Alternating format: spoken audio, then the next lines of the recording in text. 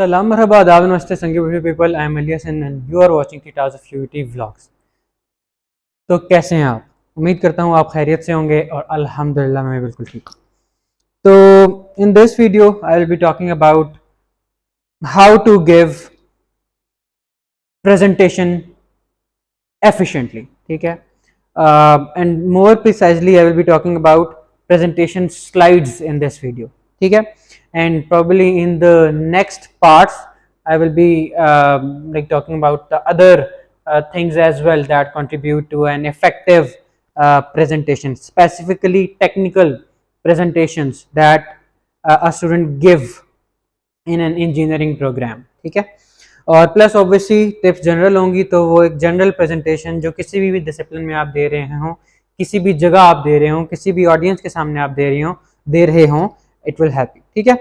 तो बेसिकली ये आइडिया कहाँ से आया कि I recently attended event, final year project presentations का इवेंट था, and I saw people making a lot of general mistakes, ठीक है?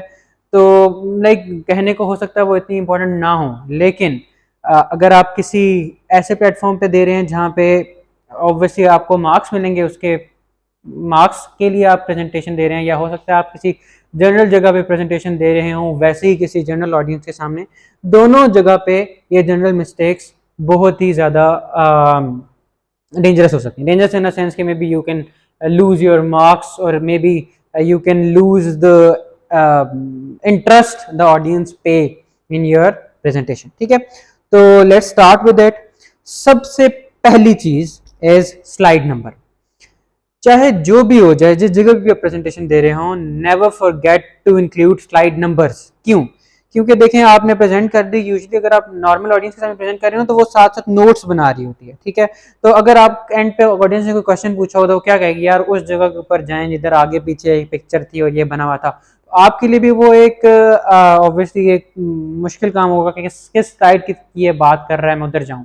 एंड सिमिलरली अगर आप कहीं यूनिवर्सिटी में प्रेजेंट कर रहे हैं और आगे आपके टीचर्स बैठे हैं जिन्हें आपको मार्क्स देने हैं, तो वहां भी वो क्या कहेंगे कि किस स्लाइड के ऊपर। तो slide numbers are very important and obviously it can lead to reduction of marks as well. Second is citations and references. Always include your own content, always include your own content, ठीक है? It is preferable to include your own content. If you are not doing it and if it is not necessary to include your own content, then cite it, ठीक है? Refer it in the same slide, preferably on in the footer of the slide, ठीक है?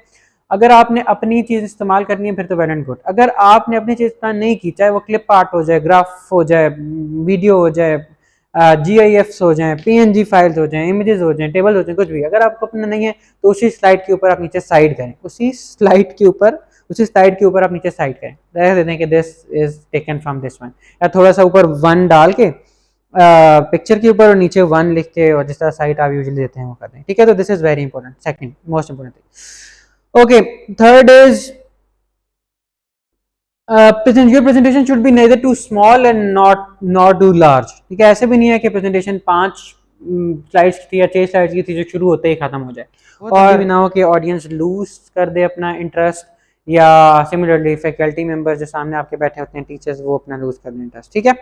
तो एक ideal presentation होनी चाहिए। अब मैं कोई स्लाइड्स नहीं बता रहा इतनी स्लाइड्स होनी चाहिए, ओब्वियसली वो डिपेंड करता है कि कंटेंट क्या है, बट एक आइडियल साइज होना चाहिए। Never miss the details that are important and never add too much details that are not important, ठीक है? अच्छा, फिर उसके बाद आ जाता है फिफ्थ। एक तो हो जाती है नॉर्मल, आपने कुछ भी स्लाइड्स आपने पिक्चर्स ऐड की तो उसी वक्त आपने साइटेशंस डाल दी। सेकेंड इज कि जनरल एंड पे भी रेफरेंसेस की स्लाइड सब में होनी चाहिए, ठीक है? थैंक यू से पहले आपने रेफरेंसेस की स्लाइड्स डाली, ठीक है? या कभी थैंक यू के बाद डालना चाहिए, वैसे थैंक यू के बाद डालना इज नॉट गुड अनटिल के वो कोई आपकी इंस्टेंट रिक्वायरमेंट नहीं है, ठीक है? ऐसा होता है कि बंदा पूछे कि आगे जो फॉर एग्जांपल आप इधर एफए प्रेजेंटेशन दे रहे हैं, फाइनल प्रेजेंटेशन, तो आपसे पूछें कि थैंक यू बोल दिया, रेफरेंसेस कहाँ हैं, तो आप कहते हैं रेफरेंसेस आगे हैं, लेकिन हमने इसलिए नहीं बोला क्योंकि वो लाइक अच्छा नहीं लगता कि रेफरेंसेस के स्लाइड पे बंदा क्या ही बोलता है। बट दोनों वेज में it is fine, but better is to include दो slides before the last slide, ठीक है?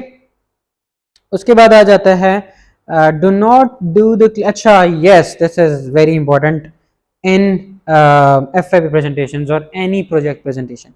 Don't make the claims that you can't justify in your presentation कि हमने ये बना दिया या we have made a device that is too much economical with all the features that are there in the like any trademark or any actual product. ठीक है, तो ऐसा भी आपने नहीं करना होता क्योंकि इसको जस्टिफाई करना बहुत ही मुश्किल हो जाता है. जो भी है, जैसा भी है, जितना बनाया है उसको उसी तरह आप बता दें. ठीक है, या तो आप प्रॉपरली छुपा सकते हैं ना कि मैं छुपा दूंगा और पकड़ा नहीं जाऊंगा बात, तो फिर तो ठीक है, लेकिन ऐसा होता नहीं है. अगर मल्टीपल ऑडियंस बैठी हुई है तो अब वो आप आसानी से पकड़ लेगी आपकी वो बात कि आपने क्लेम तो ऐसा किया लेकिन ऐसी तो कोई बात थी नहीं. ठीक है, तो ये आपने नहीं करना होता. Claim should be fine. Problem statement properly define होनी चाहिए कि इस प्रॉब्लम को एड्रेस किया जाता है ये, और क्या आपने बनाया ये, कि आप क्या पेश कर रहे हैं. आपने एक्यूरेसी इंप्रूव की है, एफिशिएंसी इंप्रूव की है, क्या डिफरेंट था आपका जो एग्जिस्टिंग सिस्टम्स थे, क्या नहीं था, क्या सेम है, क्या है, जो भी है, मतलब make it genuine, make it look genuine at least. Okay, तो अगर आप बहुत ही टेक्निकल प्रेजेंटेशन दे रहे हैं तो include all the technical details. ठीक है, वैसे कि ये डिपेंड करता है कि आप किस जगह पे दे रहे हैं एज पर ऑडियंस. अगर आपकी ऑडियंस ऐसी है कि that is interested in technical details तो include all equations, calculations that are required. ठीक है, तो इधर बहुत ही ज़्यादा ज़रूरी होती है सिमुलेशन, कैलकुलेशन, CFDs, सिमुलेशन जो भी है इसको इंक्लूड करें. ठीक है, और अगेन इसमें वही बात है कि अगर कोई ऐसी इक्वेशन आप यूज़ कर रहे हैं, for example I is equal F is equal to M में या V is equal to IR, तो ये इक्वेशन जाहिर सी बात है आपकी अपनी नहीं है. तो जो भी चीज़ आपकी अपनी नहीं है उसको उसी वक्त नीचे इंक्लूड करें. उसको रेफरेंस क्या है, वो किस बुक से उठाई है, किस जगह से उठाई है, उसको दे लिख दें. ठीक है, तो ये reference citations are very important. ठीक है, फिर this is very important before presenting on the actual day. Make sure you present it before your own, like in front of your own friends या your family members. Keep practicing it again and again. ज़्यादा अच्छी बात यह है कि आप अपने classmates के सामने प्रेजेंट करें, उनके सामने प्रेजेंट करें जिनको ऑलरेडी थोड़ी बहुत नॉलेज है उस चीज़ की जो आप बनाने जा रहे हैं. इससे होगा कि वो क्वेश्चंस करेंगे आपसे कि ये तो दरमियान में था ही नहीं, या आपने इसका तो उसमें जिक्र ही नहीं किया.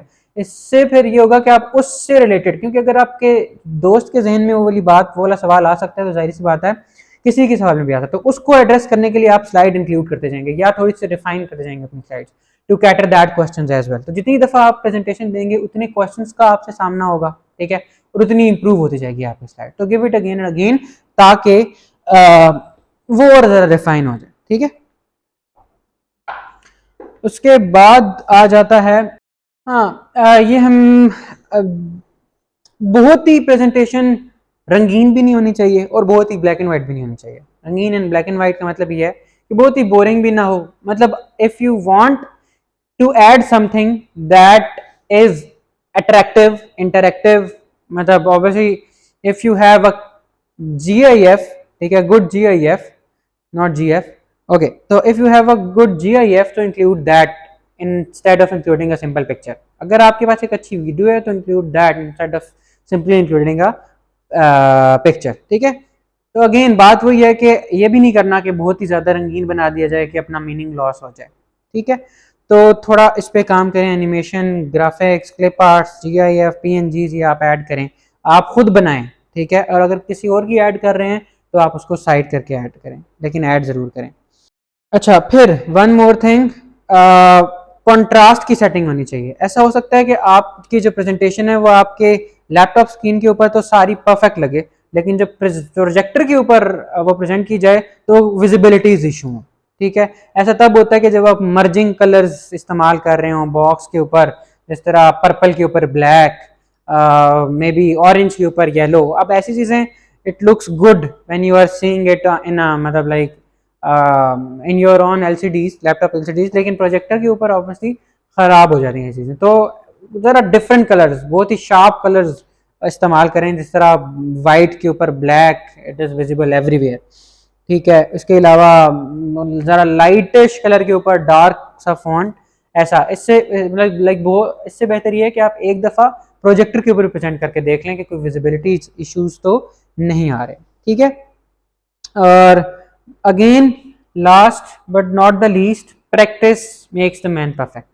तो प्रैक्टिस करेंगे जितना आप again and again, obviously you can S it, you can S anything. तो yes, this was all about it, all about this vlog. Obviously I have missed so many points and obviously I have covered so many points as well. घंटे की video हो जानी है, so I will make another video probably on the same topic with some more ideas and improvements that can be done in presentation. मिलते हैं आपसे अगले vlog में, तब तक के लिए अल्लाह के हवाले।